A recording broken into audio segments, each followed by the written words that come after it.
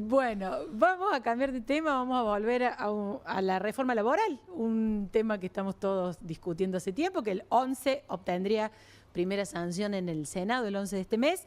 Está en línea con nosotros un consultor, asesor político muy conocido en Córdoba, un ex compañero de allá lejos y hace tiempo, de La Voz del Interior, Luis Dallaglio, titular de Delfos, la consultora. ¿Cómo estás, Luis? Buen día. Buen día, ¿cómo le va, chicos? ¿Cómo están ustedes? Hola Luis, muy No bien. te digo nuestros nombres, Luis, porque ya los conoces de sobremanera. Por supuesto, los dos. Bueno, pero el motivo por el que te llamamos es por... De cuando eran purretas. Bueno, hace mucho tiempo ya dejaste el ámbito del periodismo y estás en este de la consultoría y demás. Haces estudios muy interesantes de Delfos. Hiciste uno sobre una encuesta nacional sobre reforma laboral. Bueno, no anticipo el resultado. ¿Hay algo ahí del resultado que te haya sorprendido? Contanos. Mira, fundamentalmente, primero suponíamos que iba a haber una diferencia o una resistencia, si se quiere, a la reforma laboral, no tan marcada como lo está dando esta encuesta, que más de la mitad, el 52%, rechaza la reforma laboral. Solamente el 31,8% dijo que está de acuerdo con la reforma laboral. Hay un 16% que prefirió no opinar, no contesta. Vemos que son principalmente jóvenes los que no han dado una opinión al respecto, presumiblemente porque son personas que están recién ingresando a la actividad laboral o todavía no terminaron actividades a nivel de instrucción académica. Ahí estamos viendo la placa, Luis, tenemos una placa preparada. Sí, exactamente. En desacuerdo el 52%, como decías vos, ¿no? El 52%, sí, 52%. Y 31,8% el nivel de acuerdo. Y fundamentalmente esto se está dando en un escenario donde hay una fragilidad laboral muy grande. Vos sabés que en este informe nosotros hemos hecho otras preguntas más. Por ejemplo, el 54,6% de las personas que respondieron a esta encuesta nos dijeron que están formalmente en el marco del salario, digamos, de la contratación laboral. Tenés un 41,5% que trabaja menos de 35 horas semanales, es decir, están en una situación de subocupación. El 61% de estas personas que están trabajando nos dijo que no está satisfecho con los ingresos que recibe, a pesar de que la mayoría sí está de acuerdo con el clima laboral e incluso un poquito también de acuerdo con quien lo ha contratado, con la patronal en este caso que lo ha contratado. Pero sin embargo, lo que sí está marcado fuertemente es la insatisfacción con la remuneración que reciben. Y está también, obviamente, la cuestión de los ingresos, donde más de la mitad, diría casi el 60%, está cobrando menos de 900.000 pesos. Esta fragilidad laboral en la que están los argentinos plantea que esta reforma laboral se vea más como una amenaza que como una oportunidad, claro, eso... es lo que de alguna manera termina constituyendo estos resultados, ¿no? Eso te iba a preguntar, digamos, ¿cuáles son las razones por las cuales de ese 52%, bueno, ¿qué dicen? ¿Por qué se oponen, la rechazan? La principal razón por la cual las personas rechazan la reforma laboral es la reducción de los derechos laborales y la idea de una precarización laboral detrás de la nueva reglamentación. También la idea de que solamente favorece a grandes empresas y ricos, que no va a generar empleo, que falta de consenso, que es un dato apresurado y sin debate técnico.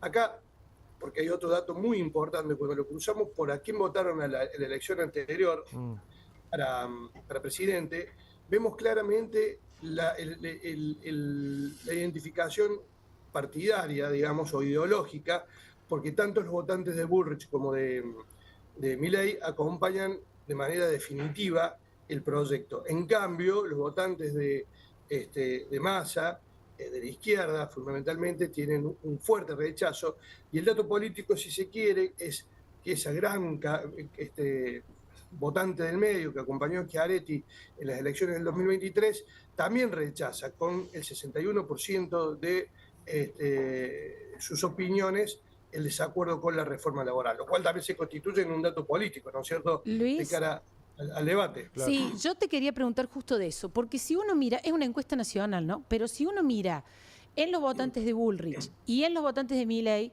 en torno al 8-9% nada más de la gente la rechaza.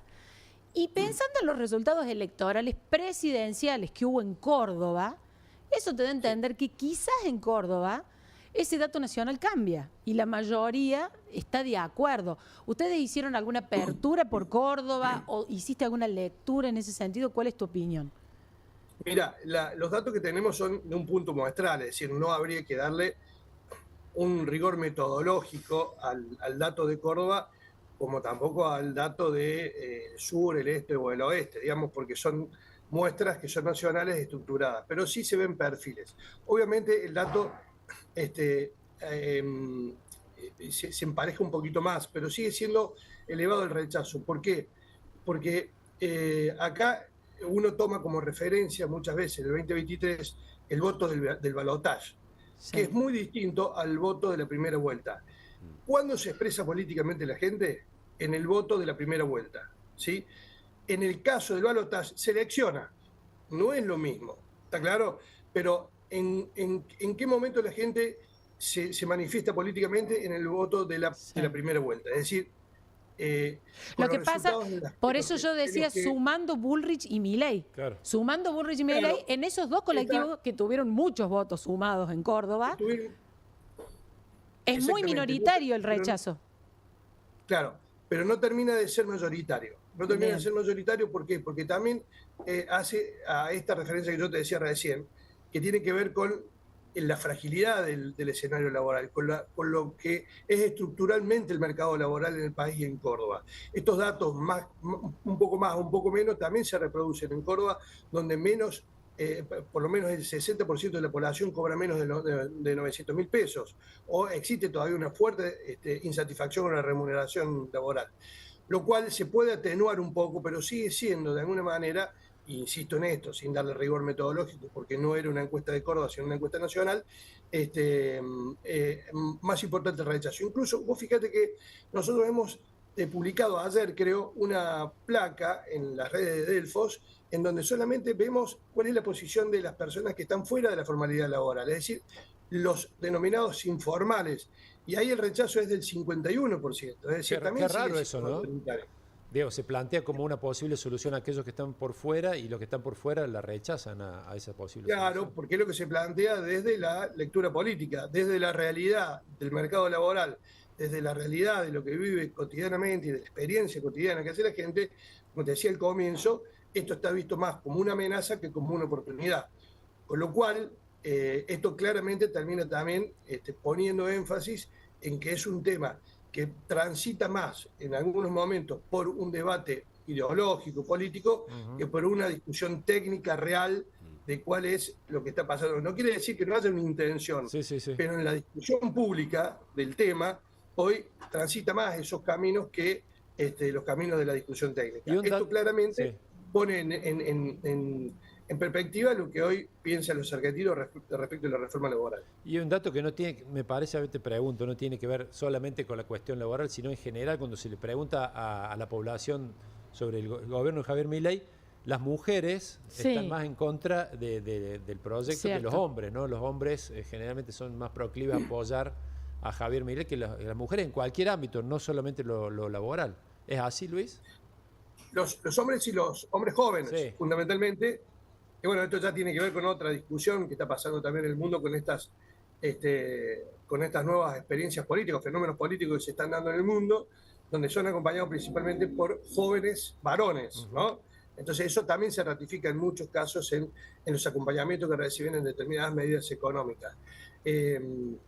Esto lo venimos viendo incluso ahora en este momento donde Javier Milei tiene una recuperación importante a nivel nacional. Nosotros también en esta encuesta misma preguntamos por la imagen de Milei. Si bien sigue siendo mayoritaria la cantidad de gente que opina de manera negativa, sigue consolidando un 40%, 41% de opiniones positivas en todo el país.